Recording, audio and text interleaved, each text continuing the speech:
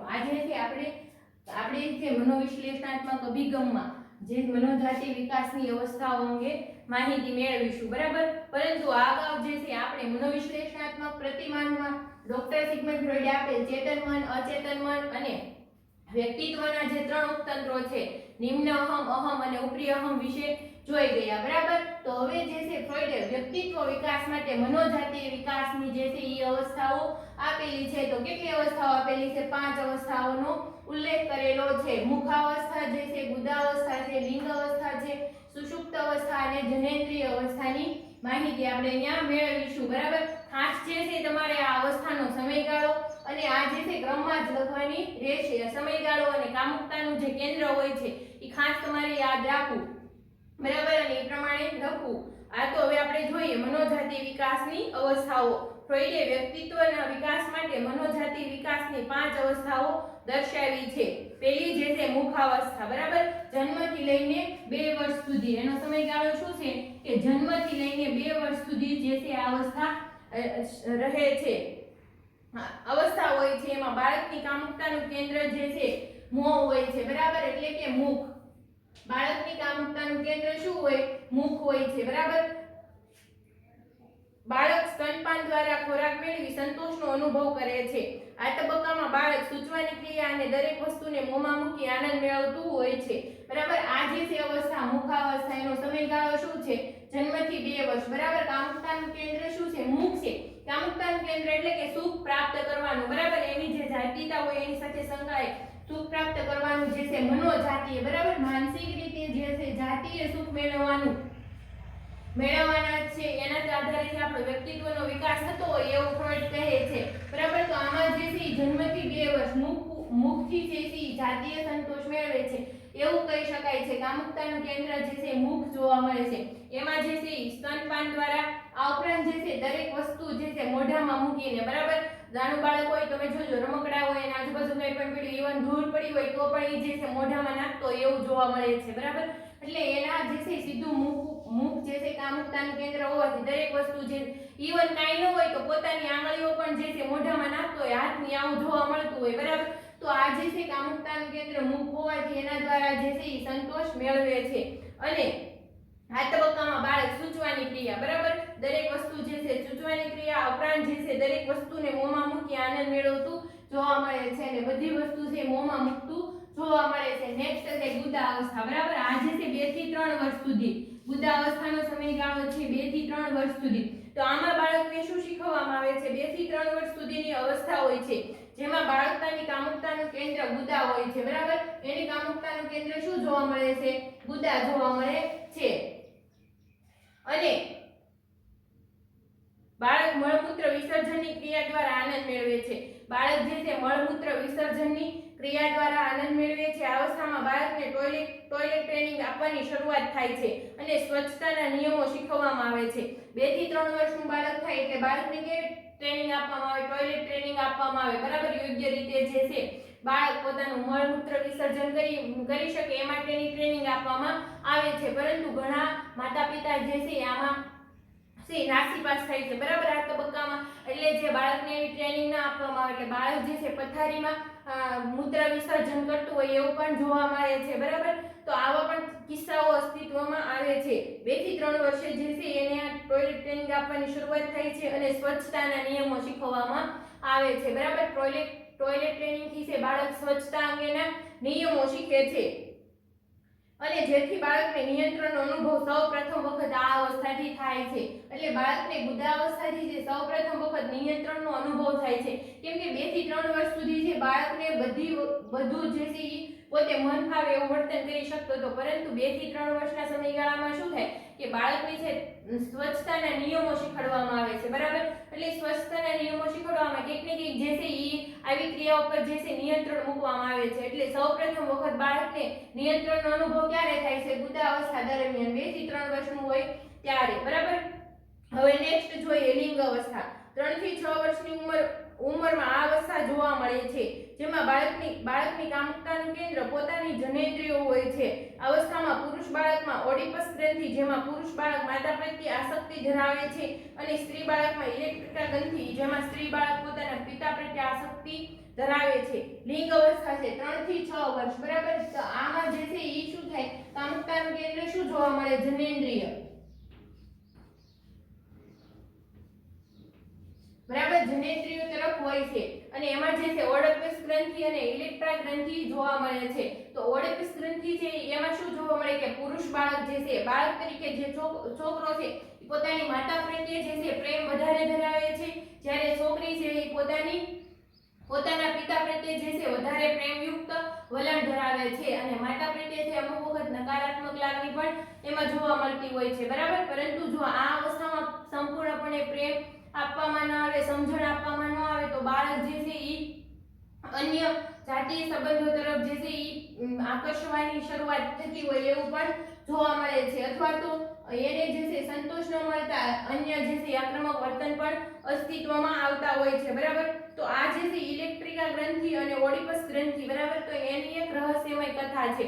તો ઓડિપસ નામનો જે રાજા હતો, બરાબર, તો એણે જે છે પોતાની માતા સાથે લગ્ન કરેલા હોય એવું પણ જે છે ઈ જોવા મળે છે. ઇલેક્ટ્રિકા ગ્રંથિનો વિકાસ થાય તો એમાં પણ જે છે ઈ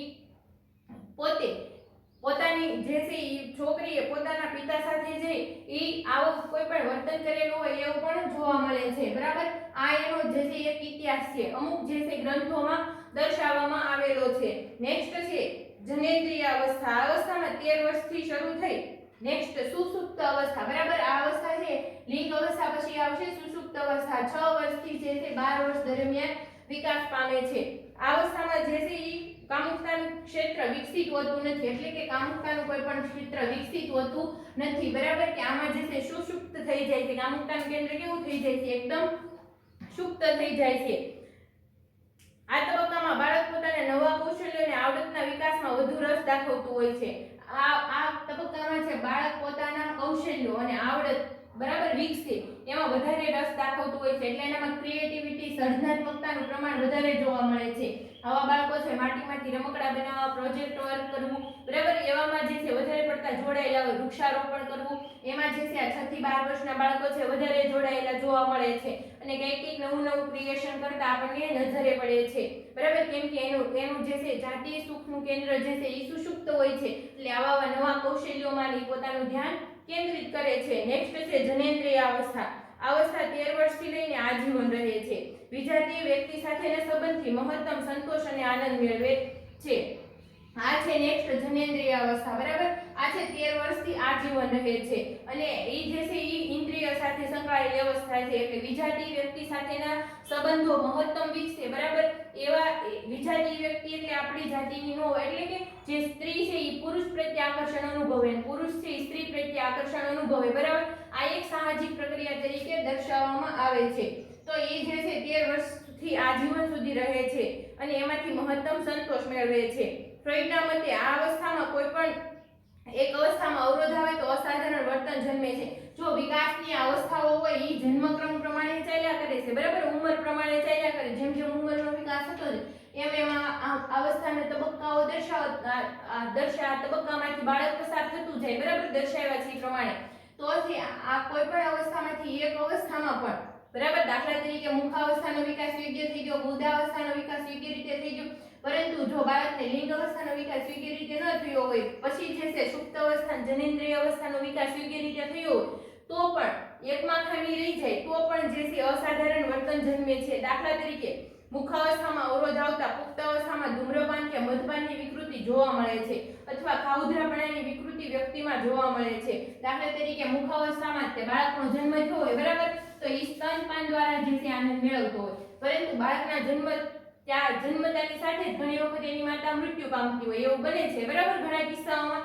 તો શું થાય કે બાળક જે છે સ્તનપાનથી તે અળગું રહી જાય છે, બરાબર, જે એનું સુખ મેળવવાનું કેન્દ્ર હતું, બરાબર, તો એનાથી સુખ મેળવી શકતો નથી, એના બદલે છે એને કૃત્રિમ ઉપકરણોથી જે ઈ પોતાની ભૂખનો સંતોષ આપવામાં આવે છે, બરાબર. તો એ આ અવસ્થામાં જો કઈ ક્ષતિ રહી ગઈ, બરાબર, એટલે ઈ જે છે પુખ્ત અવસ્થામાં પ્રદર્શિત થાય છે. કેવી રીતે? ધૂમ્રપાનની વિકૃતિ હોય, વ્યસનો જોવા મળે, મદપાનની વિકૃતિ, વિકૃતિ, બરાબર, દારૂ પીવાની ટેવ, એને શું કહેવાય? મદપાનની વિકૃતિ કહેવામાં આવે છે. આ ઉપરાંત ખાઉધરાપણું, એકદમ જે છે વધારે પડતું ખાવું, બરાબર, પોતાનું શરીર મેદસ્વી થઈ જાય, બ્લડ પ્રેશરના જે છે પેશન્ટ બની જાય તો પણ જે છે પોતાના ખાવા પર કંટ્રોલ લાવી શકતા નથી. આમાંથી કોઈ પણ અવસ્થામાં, બરાબર, આ તો મુખ અવસ્થાનું ઉદાહરણ હતું, પરંતુ કોઈ પણ અવસ્થામાં જો એનો વિકાસમાં કંઈ પણ અવરોધ આવે, બરાબર, કંઈ પણ એવા આઘાતજનક અનુભવો બને તો એના કારણે અવરોધ આવે અને એ અવરોધના કારણે જે છે આમાં વિકાસમાં કંઈ ક્ષતિ રહી જાય તો એ વિકૃતિ સ્વરૂપે પુખ્ત અવસ્થામાં, એટલે કે વ્યક્તિ જે છે મોટો થાય, બરાબર, સ્ટેબલ થાય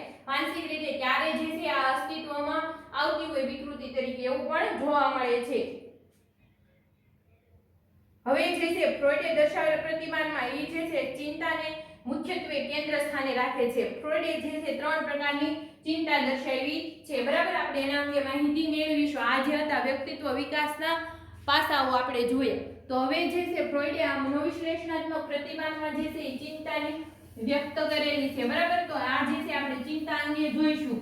દરેક વ્યક્તિને છે જીવનમાં કંઈક ને કંઈક જે છે આપણો આખો દિવસ છે એ ક્યારેય ચિંતા વગર પસાર થતો નથી, બરાબર. તો આપણે જે ચિંતા કરવી છે અને જે વિકૃત ચિંતા કહેવાય છે એના વચ્ચે તફાવત શું છે એ આપણે જોઈએ.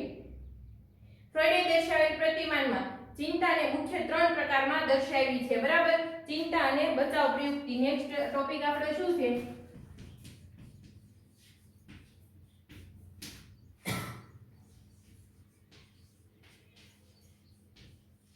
ચિંતા અને બચાવ પ્રયુક્તિઓ.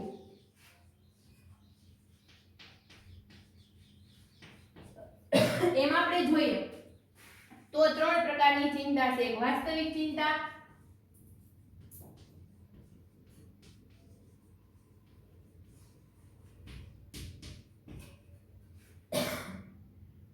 મનોવિક્ષિપ્ત ચિંતા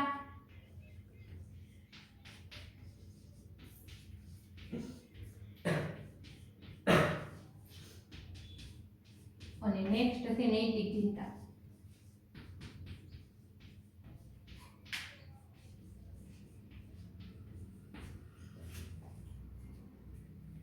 બરાબર, આ અંગે આપણે માહિતી મેળવીએ તો એમાં જે છે વાસ્તવિક ચિંતા જે બાહ્ય વાતાવરણના પડકારો સાથે સંકળાયેલી છે, જેને વસ્તુલક્ષી ચિંતા પણ કહે છે. તો વાસ્તવિક ચિંતાને બીજા કયા નામે ઓળખવામાં આવે? વસ્તુલક્ષી, બરાબર, વસ્તુલક્ષી ચિંતા તરીકે પણ ઓળખવામાં આવે છે. આ જે છે બાહ્ય જગતના પડકાર સાથે જે વાસ્તવિક રીતે પડકારરૂપ બાબત છે એની સાથે સંકળાયેલી છે, બરાબર. દાખલા તરીકે છે આપણે જંગલમાં જતો હોય અને આપણી સામે કોઈ ભયાનક પ્રાણી આવી ગયું હોય તો વાસ્તવિક પડકાર છે, બરાબર, કે એમાંથી આપણે છે જીવ બચાવવો જોઈએ. એ વસ્તુલક્ષી ચિંતા છે કે આ પ્રાણી જે છે એ વસ્તુલક્ષી રીતે આપણી સામે છે, જે હકીકતમાં ચિંતા. દાખલા તરીકે એક્ઝામ સમયે જે છે આપણને સ્ટ્રેસ અનુભવાય, મનોભાર અનુભવાય, ચિંતા થાય તો એ વસ્તુલક્ષી ચિંતા છે, કેમ કે પરીક્ષા છે એટલે આપણને મનોભાર અનુભવાય છે, બરાબર. પરંતુ આપણે નોર્મલ વિદ્યાર્થી લાઈફમાં જીવતા હોય ત્યારે આપણને એ પ્રકારની ચિંતા નથી થતી. થાય છે ચિંતા થાય એટલે શું થાય? મોં સુકાવું, ગળું સુકાવું, જમવાનું ન ભાવવું, આવું બધી પરિસ્થિતિ ઉત્પન્ન થતી હોય જુદા જુદા શારીરિક લક્ષણો દ્વારા, બરાબર. કે આ વાસ્તવિકતા જે છે બાહ્ય વાતાવરણના જે પડકારો છે એની સાથે સંકળાયેલી ચિંતા છે, એટલે એને વાસ્તવિક ચિંતા કે વસ્તુલક્ષી પણ ચિંતા કહેવામાં આવે છે. એટલે કે ઈ નોર્મલ બાબત કહેવાય કે કોઈ પણ તમારી સામે પડકાર આવ્યો ને તમે જે છે ચિંતા અનુભવો, એક બાબત કેવી કહેવાય? નોર્મલ બાબત કહેવાય કે નહીં? કેમ કે આપણી સામે એક પરિસ્થિતિ ક્રિએટ થઈ છે જેનું આપણને થોડું ઘણું ટેન્શન થાય છે, બરાબર. હવે નેક્સ્ટ છે મનોવિક્ષિપ્ત ચિંતા. આ ચિંતા માટે માનસિક સંઘર્ષો, અસલામતી જવાબદાર છે, જે આત્યંતિક સ્વરૂપની હોય છે. આ પ્રકારની ચિંતા ધરાવનાર વ્યક્તિ ક્યારેક ચિંતાના જવાબદાર કારણોથી પણ અજાણ હોય છે. જો આ ચિંતા છે ને માનસિક સંઘર્ષો સાથે સંકળાયેલી છે, બરાબર. હકીકતમાં ક્યારેક નહીં પણ હકીકતમાં વ્યક્તિ ચિંતા કરતો હોય ને સતત ચિંતા મારે, એના કારણે એનું વજન છે પણ એ પણ ઘટતું જતું હોય, સતત એનું શરીર પાતળું થતું હોય એવું જોવા મળે છે. મનોવિક્ષિપ્ત ચિંતા, એને અંદરથી ચિંતા છે પણ એનું કારણ એને ખબર નથી એની ચિંતા છે. સમજાણું? દાખલા તરીકે પરીક્ષા આવી, આપણને ચિંતા થઈ, પરીક્ષા ગઈ એટલે આપણે છે વેકેશન એન્જોય થી માણીએ છીએ કે નહીં? પરંતુ આવા વિદ્યાર્થી હોય ને સતત શું કરે ખબર? વર્ષની શરૂઆત થઈ ત્યારથી ચિંતામાં હોય, પરીક્ષા હોય છે તો પણ એને વેકેશન હોય પણ આનંદ ઉલ્લાસ ઉલ્લાસ એનામાં જોવા મળે નહીં. સતત ને સતત ચિંતાથી ઘેરાયેલા રહેતા હોય, મૂડલેસ બેઠા હોય એવું પણ આપણને જોવા મળતું હોય છે. મનોવિક્ષિપ્ત ચિંતા છે.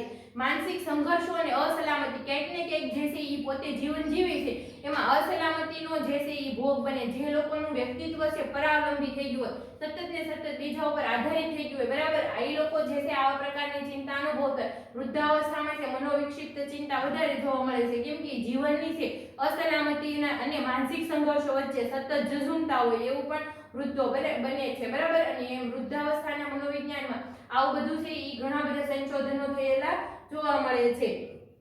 આ પ્રકારની ચિંતા ધરાવનાર વ્યક્તિ છે ચિંતા માટેના કારણોથી તે અજાણ હોય છે. પોતાને નથી ખબર પડતી. કોઈ વ્યક્તિ એને પૂછે કેમ તમે ટેન્શનમાં છો તો એમ કે નથી, કાંઈ ખબર નહીં, પણ આમ સતત ટેન્શન થાય કરે, ચિંતા થાય કરે, બરાબર.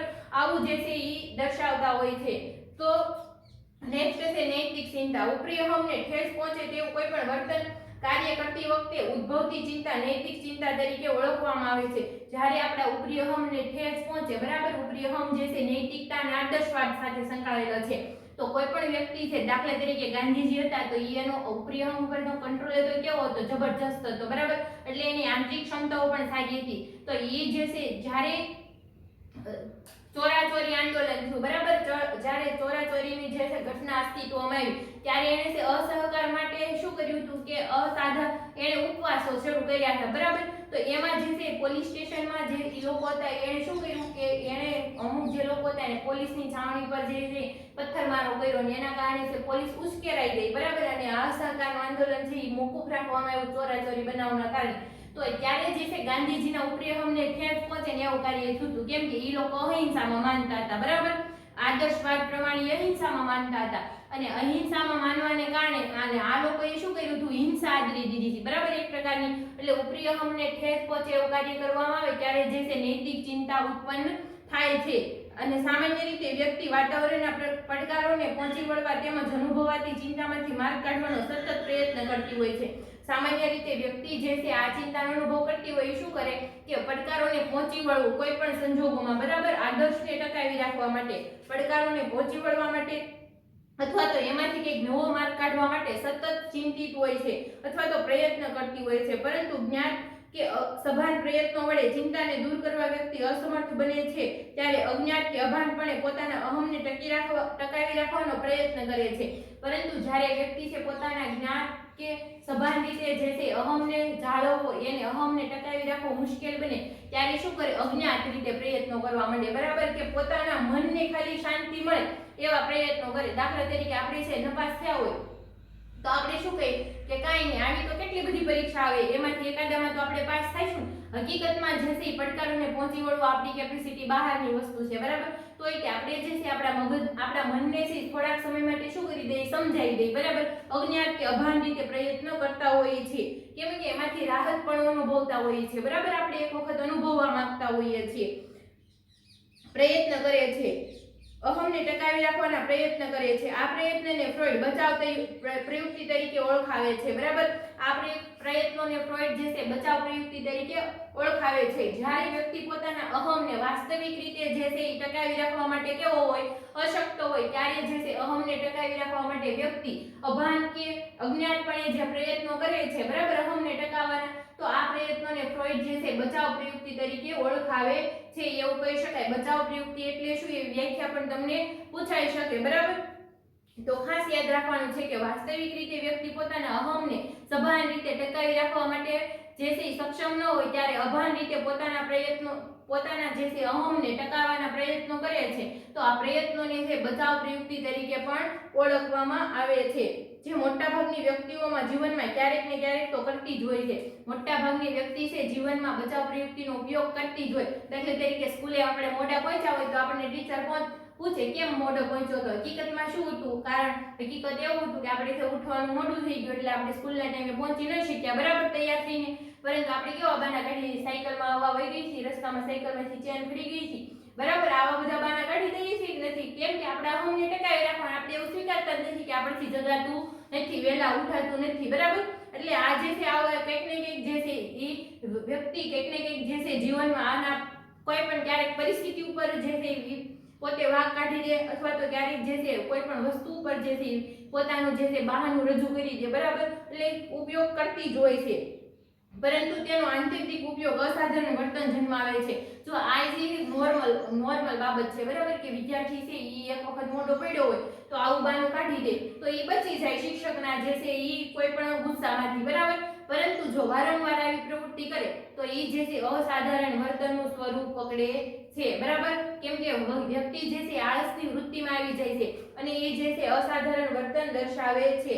આમ ફ્રોઈડે દર્શાવેલ મનોવિશ્લેષણાત્મક પ્રતિમાનમાં ચેતન, અચેતન, દમન, મૂળ વૃત્તિઓ, નિમ્ન અહમ, ઉપરી અહમ, વ્યક્તિત્વ વિકાસની મનોજાતીય અવસ્થાઓ, ચિંતા અને બચાવ પ્રયુક્તિનો સમાવેશ થાય છે, બરાબર. આમ જે છે બચાવ પ્રયુક્તિનો ઉપયોગ કરે છે તો એમાં દમન, બરાબર, પોતાના જે છે ઈ લાગણીઓને દબાવી દે. પછી યોક્તિકીકરણ આપણે જોયું કે સાચાના બદલે સારા કારણો રજૂ કરે, બરાબર, આગળ આપણે જોઈ ગયા. આ ઉપરાંત જે છે ઘણી બધી એવી બચાવ પ્રયુક્તિનો એ ઉપયોગ કરતા હોય, 6 જેટલી બચાવ પ્રયુક્તિઓ દર્શાવવામાં આવેલી છે. પ્રક્ષેપણ જે છે, બરાબર, તો દોષનો ટોપલો બીજા ઉપર ઠાલવે છે. આવી બધી બચાવ પ્રયુક્તિનો આપણે આગળ ઉપયોગ કરી ચૂક્યા છીએ અને ફ્રોઈડે પણ મનોવિશ્લેષણાત્મક અભિગમમાં જે છે ઈ પોતે ચેતન મન અને અચેતન મન અંગે માહિતી આપી. ઉપરાંત દમન, બરાબર, કે આપણે જે છે કોઈ પણ અજ્ઞાત જે દુઃખદ લાગણી હોય એને અચેતન મનમાં દમન કરી દઈએ છીએ, બરાબર. ઉપરાંત જે છે મૂળ વૃત્તિઓ, જીવનની મૂળ વૃત્તિ અને મૃત્યુની મૂળ વૃત્તિ, બરાબર, જેમાં મૃત્યુની મૂળ વૃત્તિ છે 2 પ્રકારે કાર્ય કરતી હોય, સ્વપીડન અને પરપીડનની દ્રષ્ટિએ. પછી એમાં જે છે આપણે આગળ જોયું નિમ્ન અહમ, અહમ અને ઉપરી અહમ, વ્યક્તિત્વના જે છે 3 ઉપતંત્રો વિશે આપણે જોયું, બરાબર. એમાંથી અહમ જે છે, નિમ્ન અહમ જે છે સુખના સિદ્ધાંતને અનુસરે છે અને મોટા ભાગે પોતાની માંગણી પૂરી થાય એવું જે છે ઈચ્છે છે, બરાબર. પછી એમાં જે છે અહમ વિશે આપણે જોઈએ તો એ વાસ્તવિકતા સાથે સંકળાયેલો છે, પરિસ્થિતિને અનુરૂપ જે છે પોતે નિમ્ન અહમની માંગણીઓ સંતોષે છે અથવા તો નિયંત્રણમાં રાખે છે. નેક્સ્ટ આપણે શું જોયું, ઉપરી અહમ, બરાબર, જે નૈતિકતા અને આદર્શવાદ સાથે સંકળાયેલો છે, બરાબર.